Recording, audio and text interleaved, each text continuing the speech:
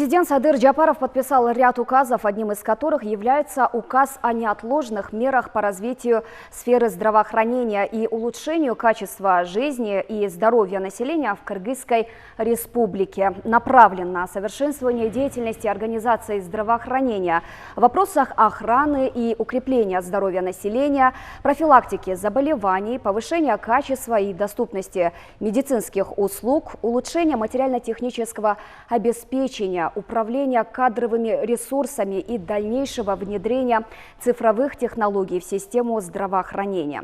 Вы смотрите программу «Еще не вечер». Ее веду я, Чолпон Медетбекова. Здравствуйте.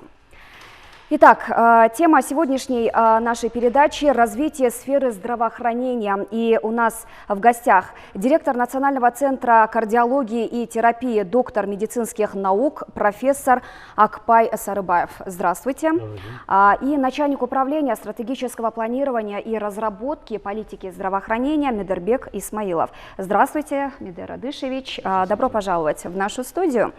И приступим к беседе.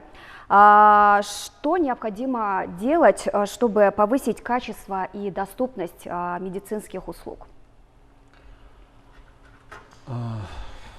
Ну, как вы видите, в указе президента указан ряд мероприятий, необходимых срочно для улучшения доступа и качества медицинских услуг для населения.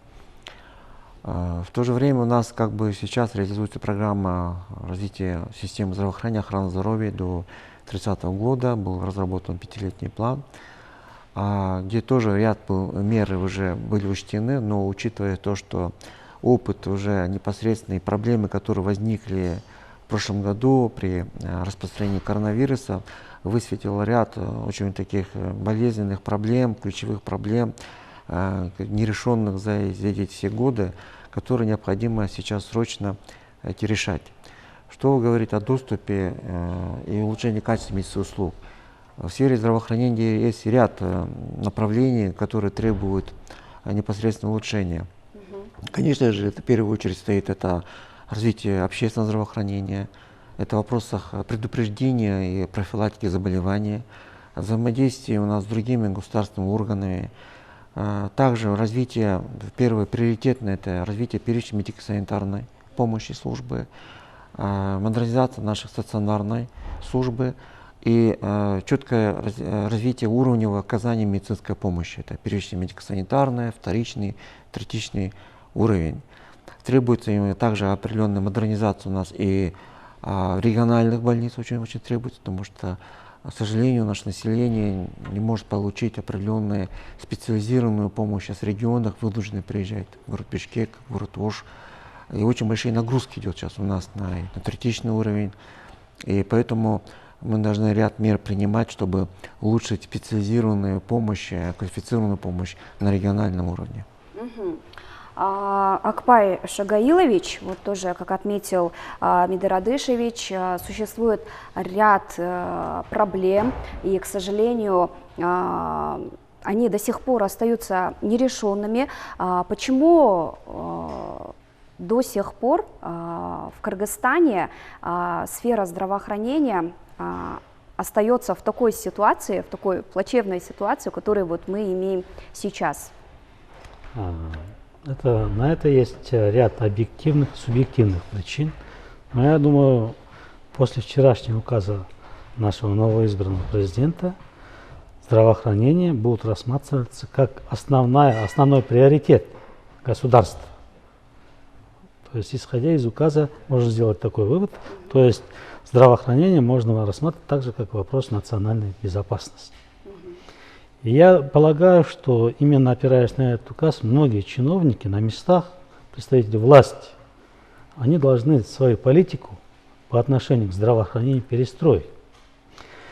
Вот Медер Адышевич сейчас сказал ряд проблем, которые имеются. Самое главное для нас здоровье населения, и человек, который заболел, должен получить высококвалифицированную, адекватную его здоровью помощь, адекватную его здоровью. Это может быть и та больница, где он живет, которой приписан.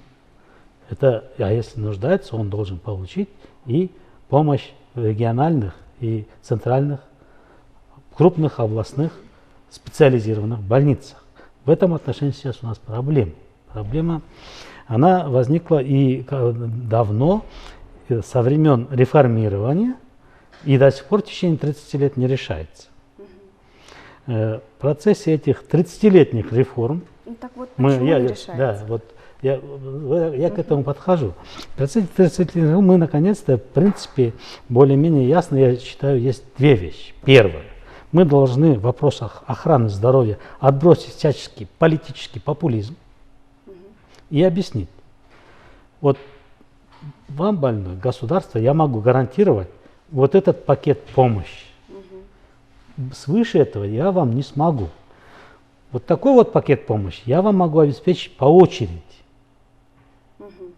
То есть это позволит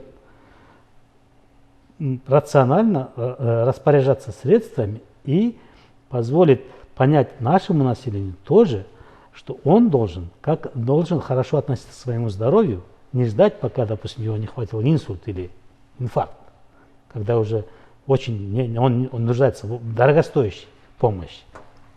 И в этом отношении я считаю, что очень поможет цифровизация и объединение всех базы в единую базу. То есть на каждого огромная работа, это правда, она уже идет, но нужно завершать ее как можно скорее. Это на каждого нашего гражданина будет единый паспорт здоровья, в котором будет сведено все. Его факторы риска, насколько он в какой группе риска находится. Там же будет и вся информация по чем болели его родители и так далее.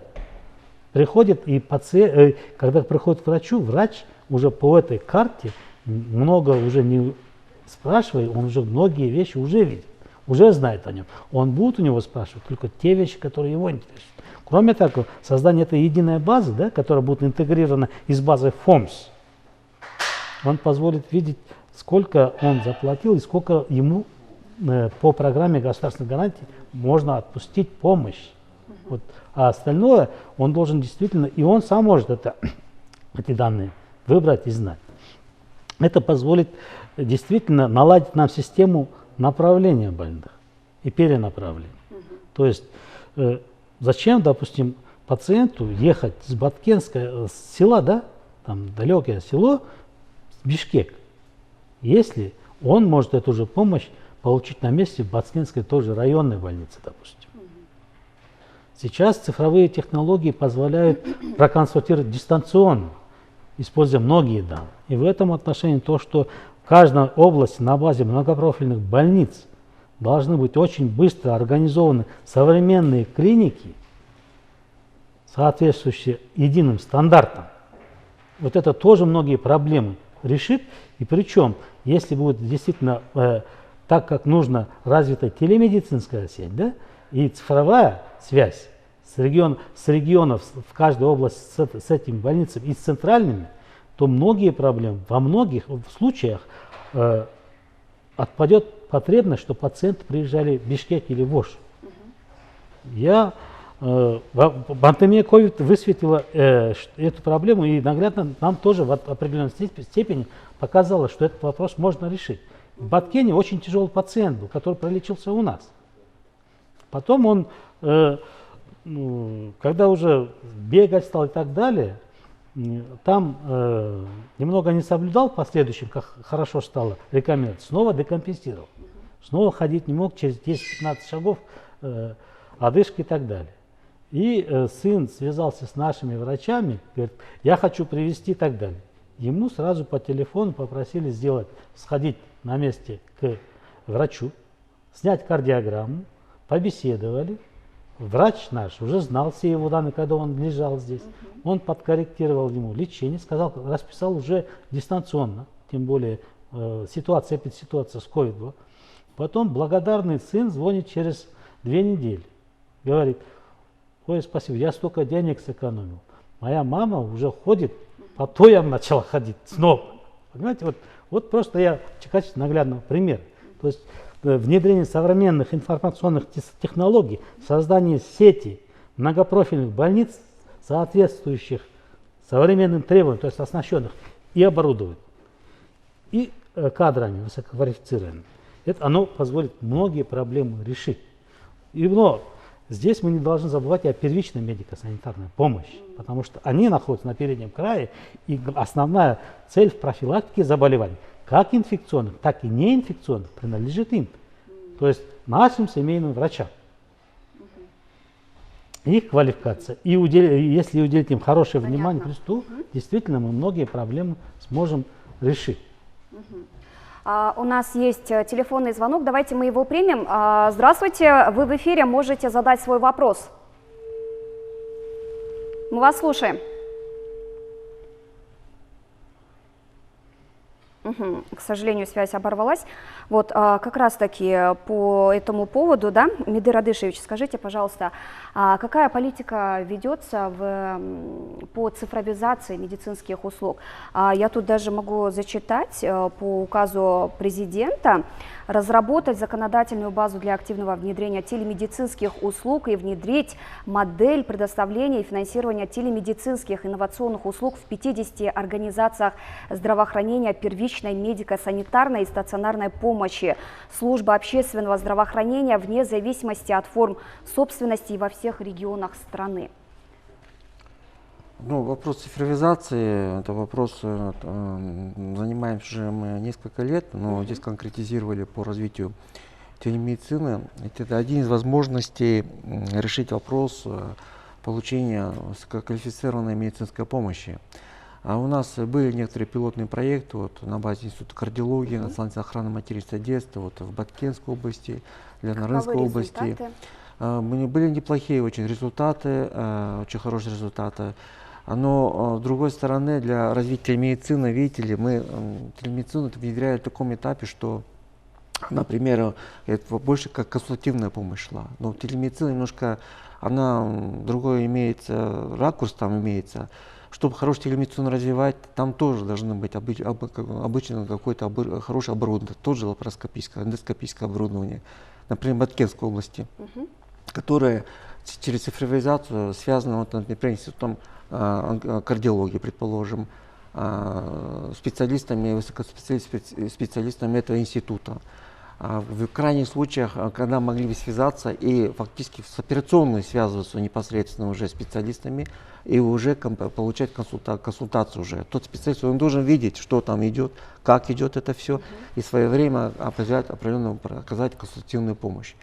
То есть, когда мы говорим о высоких технологиях, вот как раз вот это именно эта телемедицина. Высокоспециализированные специалисты, консультанта, тренера, знаете, мы на всех, так сказать, очень сложно подготовить.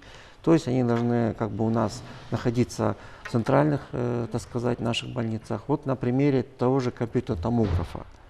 Например, вот для таких оборудований на местах, теперь, если на районном уровне мы поставим компьютерный томограф, то не обязательно хороший специалист-радиолог. Там может быть даже технический специалист, медсестра, хорошую съемку произвести, направить уже непосредственно специалиста, который сидит в Бишкеке, который проведет диагностику, это 5 минут, и направляет результат обратно в этот же центр для уже непосредственно того же хирурга, там, для терапевта, для кардиолога. То есть проводит определенную расшифровку. Вот это и есть коммуникации, телекоммуникации, электронные коммуникации, которые улучшают систему диагностики. Аналогично можно УЗИ исследования сделать, это на районном уровне, где-то врач затрудняется дифференцировать какую-то патологию. По цифровым технологиям можно направить уже непосредственно консультативный центр на третичном уровне и получить определенные заключения уже. Эта технология позволяет сейчас, и смартфоны есть, и очень цифровые технологии. Это уже фактически даже не завтрашний день, это может быть даже для некоторых стран это уже вчерашний день, в котором мы должны уже активно работать и внедрять. Спасибо. Нам дозвонился еще один телезритель. Здравствуйте, мы вас слушаем. Алло. Здравствуйте. У меня вопрос к вам. Мы вас слушаем. Вы откуда звоните? Баткенская область, город Сулюкта. Когда получается заработная плата работникам, медицинским работникам вообще по Киргизстану? Собирается ли вообще Министерство здравоохранения получать заработные платы работникам здравоохранения? Понятен ваш вопрос. Спасибо. Я попытаюсь на этот вопрос ответить. Фактически я сам собирался этот вопрос и поднять. Почему? Потому что мы понимаем, когда вот эти мероприятия говорим, да, то развить надо, доступность улучшить, да, фактически мы без наших коллег, специалистов, мы это ничего не сможем сделать. Да. Как бы красивую программу не написали мы, что-то даже, даже закупим оборудование, большие деньги вложим, наши больницы модернизуем, она будет, извините, просто стоять, если не будет хорошего специалиста. Да. А чтобы хорошего специалиста получить, опять нужны это финансы. Чтобы хорошего специалиста ставить, нужна хорошая зарплата. Вопрос, даже если хорошую зарплату дадим, он тоже человек, он хочет, у него есть семья, у него есть дети, у него должна быть хорошая школа, хороший садик. То есть мы должны минимальный какой-то уровень для его жизни обеспечить человека с высшим образованием, предположим, да, который учился 6 лет, 2-3 года проходил клиническую ординатуру, он, так сказать, свои 8-10 лет жизни отдает только на учебу. И когда он выходит, высококвалифицированный специалист, можно считать, базовый оклад 5000 сомов. За 5000 сомов он даже не может даже ипотеку получить, потому никакой банк ему не даст кредит. Потому что когда процентную ставку считают, извините, он тогда голодным просто останется. Да. То есть в первую очередь, конечно же, вопрос задачи стоит, это как повысить заработную плату. Ну, какие-то попытки у нас были, вот, для первичной медико-санитарной службы, там мы ставили определенные индикаторы для семейных врачей, там средняя зарплата там у них поднялась там, до 20-25 тысяч сомов, где вот, хорошее исполнение индикатора идет. К сожалению, на стационарной службе специалисты, так сказать, пока нет повышения, но всякими там КТУ, там надбавки, там, если только уже какой-то стаж имеет, там где-то 10, там 12-11 тысяч сомов. Учитывая нынешнее время, это фактически последнее повышение зарплаты было в 2011 году, когда увеличили, так сказать, базовый оклад фактически в 100 раз. А может быть, в тот период еще более-менее мы приблизились к среднему уровню зарплаты в стране только. Сейчас, если смотреть средний уровень зарплаты в стране по системе экономики, то где-то это средний уровень где-то 14-17 тысяч сомов. У нас, получается, с этими надбавками, со всеми делами только 10-11 тысяч сомов. Это очень большой вопрос. И сейчас, конечно же, этот вопрос поднимается у нас. И, то есть увеличение, не просто какие-то индикаторы ставить, но мы вопрос ставим, чтобы увеличили базовый оклад.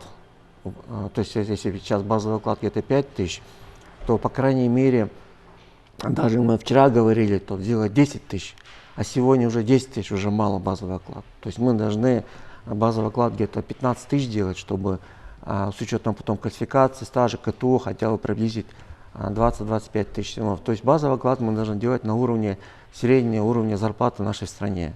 Это 14-15 тысяч сомов. Мы расчеты производили, к сожалению, мы с чем сталкиваемся. Если в бюджете здравоохранения выделяется 18 миллиардов сомов, у нас где-то 70-80% занимает этот фонд заработной платы. Около 10-11 миллиардов сомов это фонд заработной платы.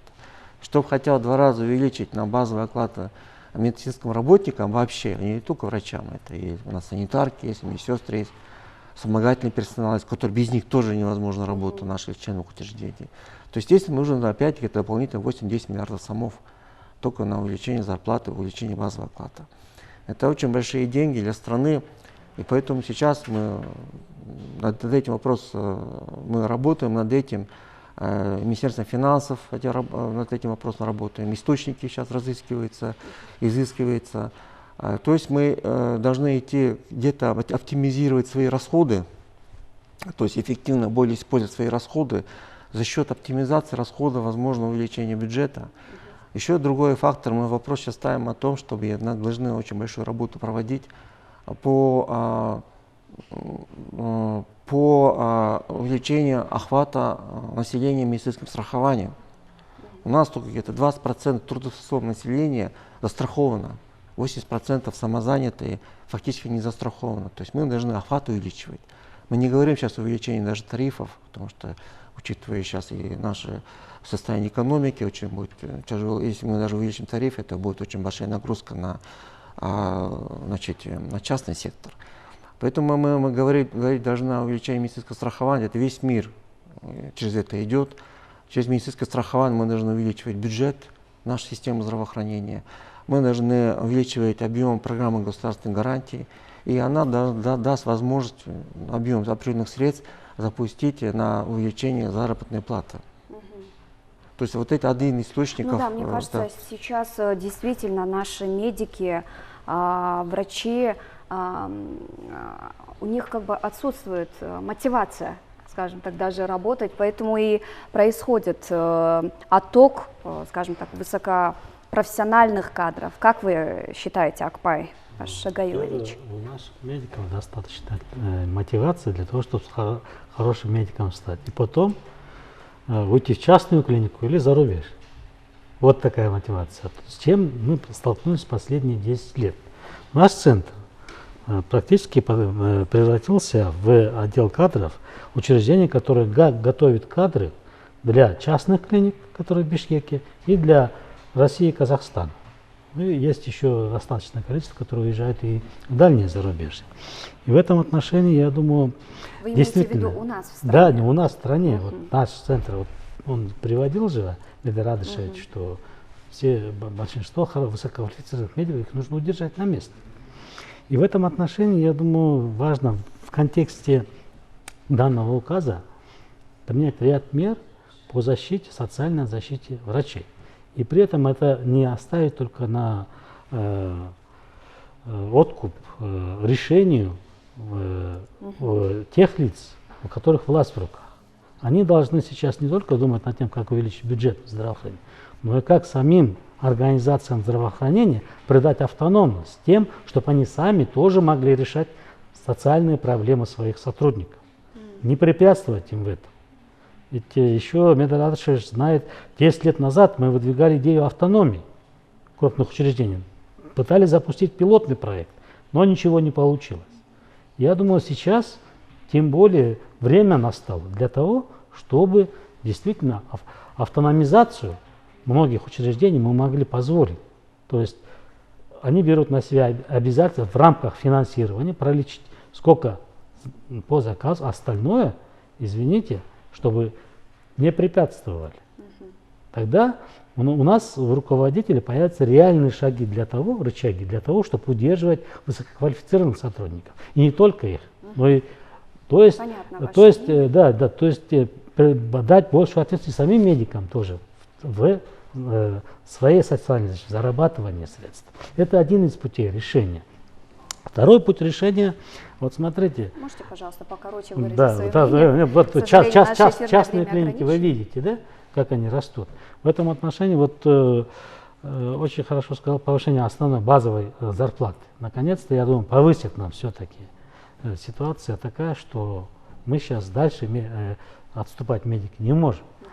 В этом отношении, я думаю, должны быть приняты ряд законодательных актов, которые защитят наше население. То есть, допустим, в некоторых странах есть минимальный базовый оклад у медиков, которые работают в государственных учреждениях, а в частных там тоже ограничен, выше которых они не могут платить. Это тоже в какой-то мере послужит тому, чтобы наше население, тоже, которое не имеет средств социально незащищенных, могло тоже, возможно, обращаться и в частные клиники. Им было по карману. В случае, если нет возможности получить такую помощь в государственных учреждениях здравоохранения. Медар Радышевич, коротко, пожалуйста, можете ответить. Реформы по развитию здравоохранения в Кыргызстане проводились очень много раз, но, к сожалению, в целом система также работает неэффективно. В чем причина, почему, пути развития, пожалуйста? Видите ли, когда говорят, неэффективная система работает, у нас тоже вопрос возникает. Но она работает, понимаете? В 90-х годах очень большие проблемы, вместо того, я там простым врачом работал, я знаю эти проблемы. Очень сильные проблемы были, очень фактически, так сказать, на грани развала, катастрофы была система здравоохранения. Был принят ряд реформ, введение того же медицинского страхования, система единых плательщиков, она удержала от определенной развала системы вообще, понимаете. Нельзя говорить о том, что реформа не дала какой-то эффект. Она дала какой-то эффект, но на тот момент она дала, но дальше, откровенно говоря, мы где-то 10 лет на каком-то одном уровне мы остановились. Этот период Мы как вот, я согласен вот с вами, мы не стали дальше развивать вот систему той же, мы говорили, от автономии, как мы называем, поставщиков, это автономия нашей организации здравоохранения. Сама идея, она сама шла, потом она остановилась. Ряд было ограничений в законодательном плане, но которые законы, знаете, можно поменять определенные. Вот это, к сожалению, не было сделано. По крайней мере, на третичном уровне возможности есть провести автономию, внедрить где-то определенные какие-то системы, так сказать, оплаты немножко другие, и простимулировать хотя бы, чтобы у нас было не утечки высококвалифицированных специалистов, тоже в Россию, у нас уже в Турцию уезжают, в Германию, в Америке, кстати, они там работают врачами, молодые ребята, очень талантливые ребята, мы не можем здесь удержать их. Они, возможно, даже готовы приехать, но и мы должны условия создать их. То есть мы хотя бы для третичного уровня систему самофинансирования, автономию мы должны внедрять.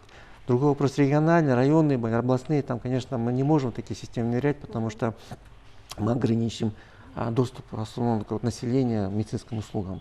Там нужно сохранить определенную программу государственных гарантий, бесплатное получение медицинских услуг. Мы говорим о тех каких-то уровнях определенных, где может есть возможность у людей, не уезжая куда-то в другую страну, получать здесь услуги какие-то определенные. Здесь мы должны эти методы внедрять. Ну что ж, спасибо большое, Медир Радышевич, Акпай Шагаилович, что нашли время, пришли к нам в студию, ответили на наши вопросы. Это была программа «Еще не вечер». Сегодня мы обсудили о развитии сферы здравоохранения, о том, что необходимо сделать для повышения качества и доступности медицинских услуг. Ну а у нас в гостях были директор Национального центра кардиологии и терапии, доктор медицинских наук, профессор Акпай Сарыбаев и начальник управления стратегического планирования и разработки политики здравоохранения Медербек Исмаилов. Мы с вами не прощаемся. Увидимся на следующих выпусках программы «Еще не вечер».